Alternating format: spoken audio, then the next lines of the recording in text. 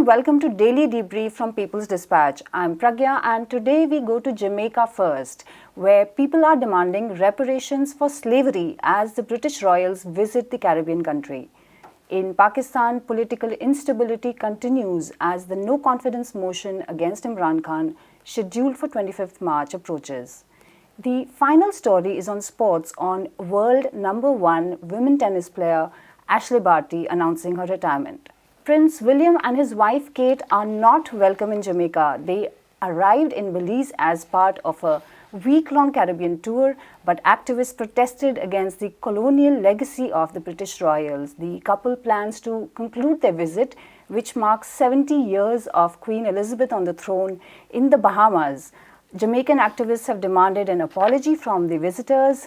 It seems too easy, but will they do it? Prashant from People's Dispatch is here to tell us more. Prashant, when do they learn the lesson that this is just the wrong optics? It's just not right. Well, I suspect they think this is the right optics. Now, there are many questions here, I think, very important questions, all of it. Of course, the first question that many people ask is, why do we still have a monarchy in today's age and time? People asking that not only in England, but in Great Britain, but in many parts of the world. Now, the fact, of course, is that recently, we'll talk about the later, Barbados declared itself a republic. There has been a groundswell of anti-monarchical sentiment, anti-colonial sentiment in that whole region. And this actually is very closely connected to what is happening as William and Kate, the royal couple, the Duke and Duchess of Cambridge, arrive in in Jamaica. But if you look at what is happening at Jamaica right now, what we see is there have been protests at various places when this royal couple, that's Kate and William, the Duke and Duchess of Cambridge, landed. And this group of intellectuals, leaders, etc., have written a very important letter, which I think everyone needs to read, because both the letter and alongside it, the letter is also titled 60 Reasons to Say Apologize. So it gives 60 reasons spanning hundreds of years, actually. Some of which are very specific and some of which are much more general in terms of the crimes of colonialism. And now it's an important thing to note that almost any country in the global south can raise a similar set of 60 reasons, because that is exactly the kind of cruelty that has been visited upon people in these places. For instance, the way slavery was practiced in these regions, the fact that the economy was completely shifted to suit the interests of the colonizer, in this case Great Britain. For instance, sugar became the dominant crop. The kind of policies that took place, the killings, the rapes, the mutilations, the larger strategic, the fact that anybody who tried to resist was completely squashed or crushed or defamed in various ways, and the larger policy framework itself, which saw all these colonies as just a way to get increased resources for the colonizer. And these are some of the things that this letter kind of highlights. And the important thing to note, of course, here is that there's never been any kind of the formal apology in any sense. Now, there are two aspects to it. One is the formal apology itself, which has its own role to play. For instance, this letter points out that the former Prime Minister David Cameron, in a speech into the Jamaican Parliament in 2015, had said that it's time to move on from the painful legacy of slavery, which is very easy for the colonizer to say, of course, not very easy for the people for whom the impact is still experienced to this day. And so they highlight this aspect very clearly and talk about the protests that broke out then. But equally, the fact that they point out that this is the 70th anniversary of the coming to Queen Elizabeth ascending the throne, and that is why this royal couple, as well as many other royal representatives, are making various visits across in various parts of the world. So they again point out that the Queen herself has done nothing on these lines to address any of these concerns. The fact that when she came to the throne, it was amid a massive crisis, and some of these aspects of this crisis continue today. The letter points out that your grandmother has done nothing to redress and atone for the suffering of our ancestors. So all these are important points. Simultaneously, there's also many activists, leaders, for instance, have been raising the issue of reparations as well, which is very important to note. I think the amount they're talking about is around $7 billion or something. So, that as a concrete way of, say, returning, while you can never really make up for what you cost, in some way it will at least say return for whatever the cruelty you committed. Of course, that is not even being considered seriously at all in any corner of Great Britain. We do know that similar as arguments about reparations have been made in the United States as well, in many societies where say black people especially were enslaved and tortured and treated in various horrific ways. So this is, I think, part of an interesting larger trend, very strong movement against the kind of vapid symbolism that basically the monarchy is now. Is what the monarchy is in terms of trying to give this this sense that all is good, and we are all together and we are all the same people, and that kind of an idea and to mask the kind of divisions and brutality which is what colonialism was. Right, behind phrases like moving on. Right, exactly. But Prashant isn't just Jamaica, right? There is an entire sort of host of countries which have protested against these visits and even otherwise. Right. Can you tell us a bit more about that? The most prominent example is Barbados, which in November 2021, I believe, declared itself a republic. And that was a very symbolic moment because it was the culmination of a long movement, a long spending demand, which said that, we don't want the Queen as the head of state anymore. We want to elect our own president. And that was, I think, across the world, it was a very powerful symbolic demand, symbolic achievement and a material achievement as well, harking back to, I think, some of the anti-colonial struggles of the past, where time and again, in the 50s, 60s and 70s, I think for a lot of us, we've kind of forgotten or we don't remember so much the importance of those anti-colonial struggles, which continue to affect us to this day. The fact that when people across India and in Africa, in other parts in Southeast Asia, for instance, in the Caribbean, in all these places, seized their independence, it was rarely given on a platter to them. It was after long struggles, so they seized it. So definitely, I think the Barbados moment was a very key moment. The protests again in Jamaica indicate that this is not just a one-off, Barbados was not just a one-off example. And like I said, this is not just a protest in Jamaica, but I think a larger sentiment that this letter seeks to capture, that the civil society itself, building on a series of movements which they've been thinking about for a long time. This has been long, something that has been building up. So very interesting and important to, I think, see, especially because I think the key aspect is the legacy of colonialism is no longer over. It's not some quaint historic fact. And countries continue to endure it. Countries continue to endure it in various neo-colonial forms as well. We see how, for instance, countries in Africa are used just merely as, places to extract resources from without their needs being considered at all. The kind of politics that is being imposed by the United States and its allies, military occupation, say the client governments, for instance, all of which are used to just extract resources. So I think moments like these are very important to go back, channel the spirit of the anti-colonial struggle and also understand what importance, how neo-colonialism functions today.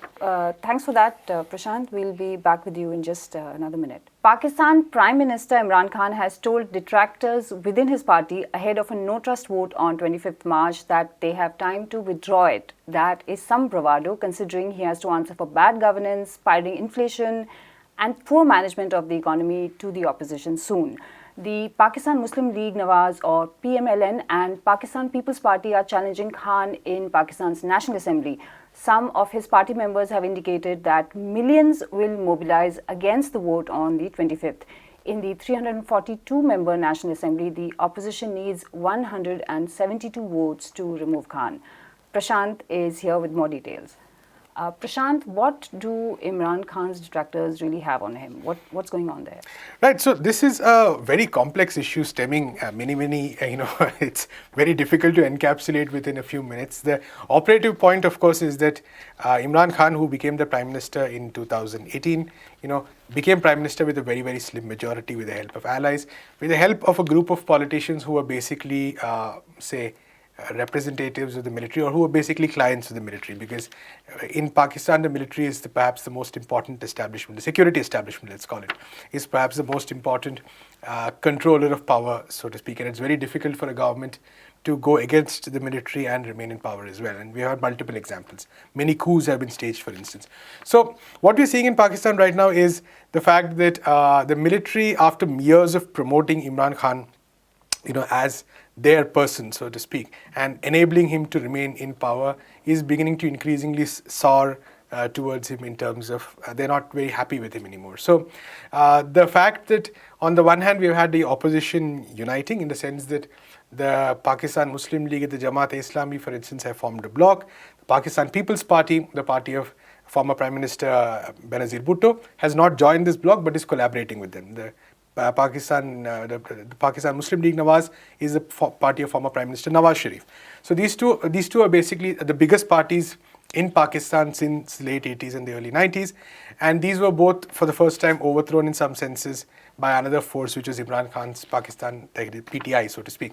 So the PTI party has been in power, but it has had a very slim hold on power. And over the years, it has been complete chaos in various senses. There's been very little governance, as various media reports and experts have pointed out. The economy has continuously deteriorated. The pandemic made things much worse. There is a crisis when the country has been forced to approach the IMF again. We'll come to that a bit later. But ultimately, what we are left with is a full-fledged political crisis. And considering now the number of people from the PTI who have left the party, the fact that at least 3 of his important allies have abandoned him, it looks a bit uncertain that he might continue, especially amid reports that the military has lost faith in him. Now, as long as the military had faith in him, there was a good chance that he would be able to weather this crisis. Now it remains highly in doubt. So that is where we are at right now. Of course, if he loses the no confidence motion, we could be in for a long period of chaos as well, because I'm sure that they will want to contest some of this on the street, like you said, like you referred to them, 1 million people march that's being planned. So we might be looking at a period of immense street confrontations in terms of big marches taking place, taking place by both sides. We really don't know what is the opposition force that could form a potential next government if Imran Khan loses. The elections are actually scheduled for next year. So if he loses, will we see another fresh round of elections? Will we see some kind of coalition, broad coalition, which is very unlikely considering the differences that many of these parties have?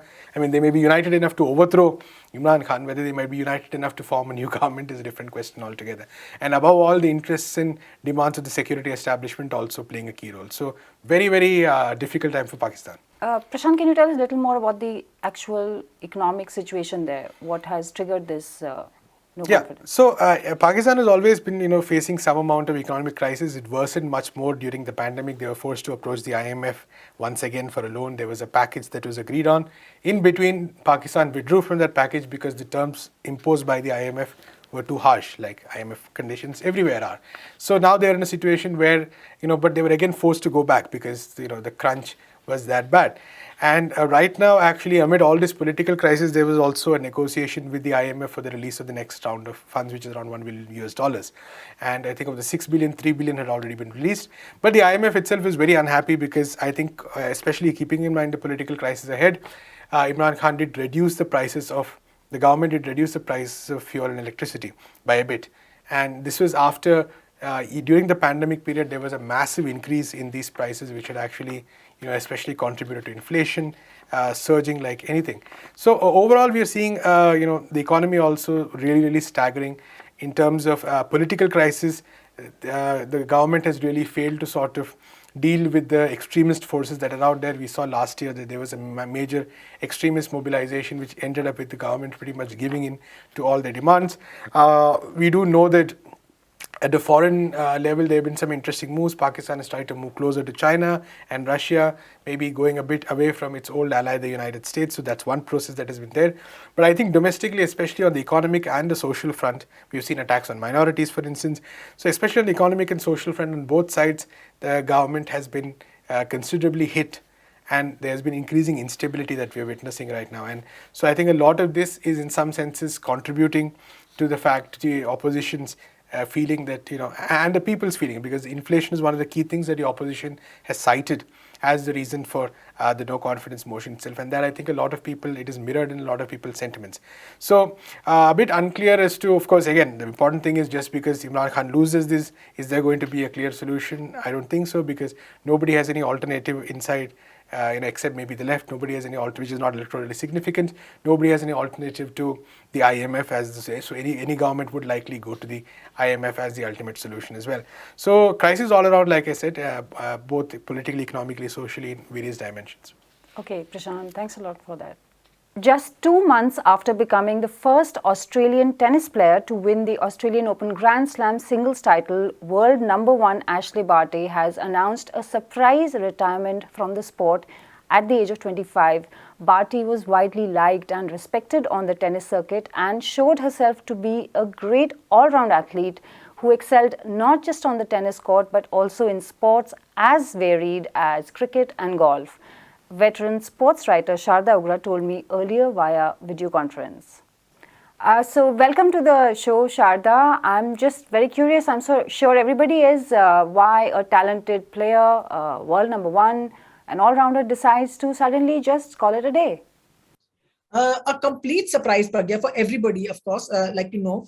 I think maybe part of the fact that Ashleigh Barty decided to quit tennis is because she's so talented at everything else. You know, she's one of the rare contemporary athletes that are not, when they were growing up, they were not sort of uni-focused. So she took time off. She's done this before. From 2015 and 16, she took 2 years off and she played cricket for Brisbane Heat in the WBBL. She played competitive golf last season in last year in Australia, I think. And the story now is that she may want to play Australian rules football for one of the women's teams in the league there. So she's obviously seeing she's made enough money in her career. She made $23 million. So you're thinking she's fine financially. And I think the interesting thing is a lot of Australian players tend to move to Monaco, Monte Carlo because it's tax-free and they stay there. But she stayed at home. She did all her traveling and bio bubble and everything from her home in Brisbane where she lives. So I think this has given her a chance to say, that's it. I don't owe anything to anybody else. You know, I don't owe. So the words that she used in that interview that she gave this morning was saying that I'm spent. So she's got nothing more to give tennis. The fact that she's done this, we may see her playing something else again. She may be doing coaching, but it's a very unusual decision and we have to sort of welcome it because it's almost like for the first time, we are getting a perspective of what it's like to be a top flight elite sports person in the world. Right. So I'm just curious, Sharda, is this a pending conversation on mental health and sports in the context of COVID, which we needed to have much earlier, but we didn't have? Is it time to do it now? I think in Ashleigh Barty's case, I think she's already had that conversation with herself. And she said, you know, this is what makes me happy. I don't want 7 Wimbledon titles. I don't want, you know, amongst the clutch of modern players that there is at the game currently playing, including Federer, Serena, Djokovic, Nadal, and so on. She's one of the rare few players that have won her Grand Slam titles on all 3 surfaces, Wimbledon, French, and the Australian Open. And so for her, it's fine. She's got a sense of proportion, which I think a lot of athletes, because they spend their whole life being tunnel vision, they don't have. But I think what she has certainly done is bring a new perspective as to how you look at your sporting career, you know, because it's almost like top flight elite sports people are trying to just serve this great thing called their legacy, which is a fictional piece of I don't know what. And Ashleigh Barty decides that this is my legacy, 3 Grand Slam titles and my life on my terms. With a lot of competitive athletes, particularly in individual sports like tennis, it's a difficult thing to do. The pandemic may have added to it because of the restrictions on travel, on moving around, and just flexibility. And Australia's very strict quarantine rules of a kind that there are not too many countries. Maybe that's played a part in it. She said, I don't want any of this anymore. I don't want to be traveling every year. I'm 25 years old. My entire life is in front of me. And let me see what I can do with it. It's surprising, alarming, because it has changed the conversation in what it means to be a competitive and a high-performing elite athlete these days. It's changed it in the sense that you don't have to be in this rat race. Exactly. You use the correct words. You don't have to be in the rat. This is eventually, it ends up being a rat race. You don't have to be in it if you don't enjoy it. If you enjoy it, you can have it for 25 years. It doesn't matter. If you don't enjoy it anymore, you know, it's fine to step off. I mean, Bjorn Borg quit when he was 26 and at the peak of his game, to everybody's extreme surprise. In the time between 1980 and now, the 80s and now, tennis has literally professionalized and become much more lucrative and much more, there's more money to be earned in the sport, particularly at the top level. And she's just decided she wants none of it. I mean, she might end up playing cricket again. We don't know. You know, she might, a team sport, which is different, she might end up doing that. We don't know. And it's really great that she's taken charge of that. This is my life and I'm going to do what it is. And this is my legacy.